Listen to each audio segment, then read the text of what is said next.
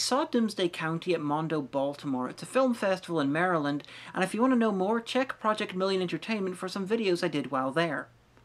Interviews with the director of The Taint and Babette Bombshell, the horror-themed drag queen. That sort of thing.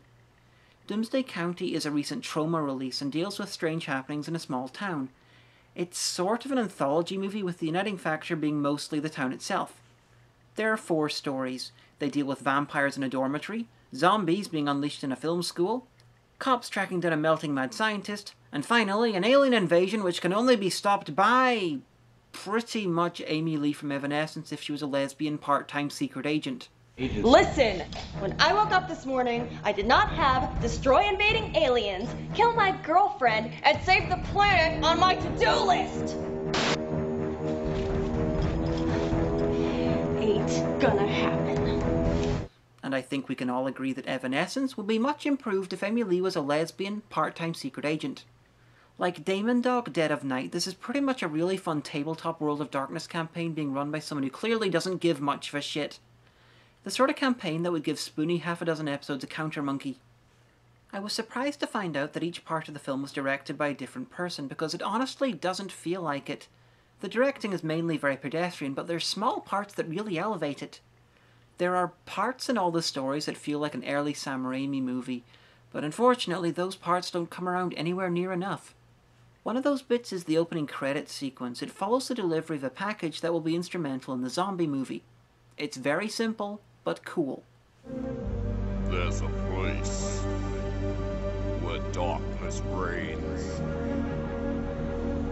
and where the gates of hell are ripped wide open. And that place is known as Doomsday County.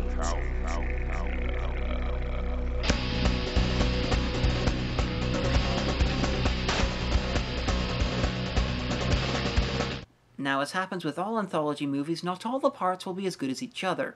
My least favourite is the opening story about vampires in a dormitory, and thankfully it's the shortest.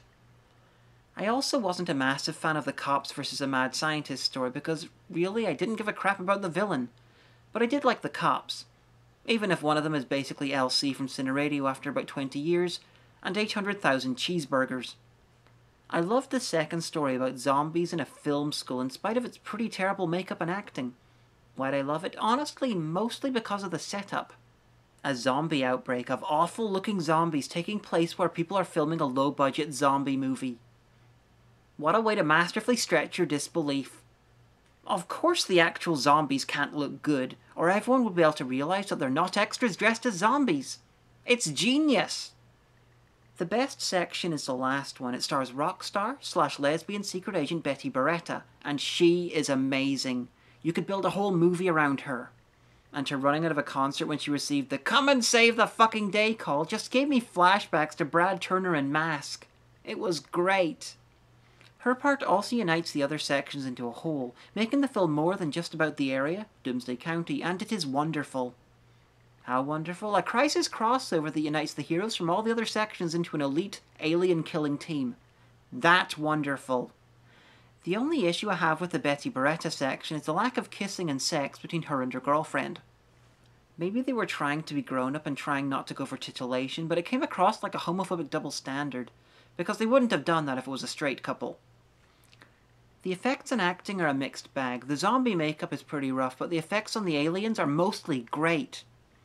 The acting is mostly as expected from a low-budget release, but it sometimes even manages to be shock horror good. Well, good in comparison to other acting in the movie anyway. For all of its flaws, I overall liked the film. Certainly liked it enough to march straight to the trauma booth as soon as the movie had finished and buy it. Doomsday County in no way deserves its 1-star rating on the IMDb. It's easily my favourite Trauma Team release since they picked up Father's Day. It's a mix of the familiar and the fairly unique, and at less than 90 minutes it doesn't overstay its welcome. If you want something unashamedly traumatic, but better than average, check it out. That was a Nanoview. It was small and imperfectly formed, but you listened anyway.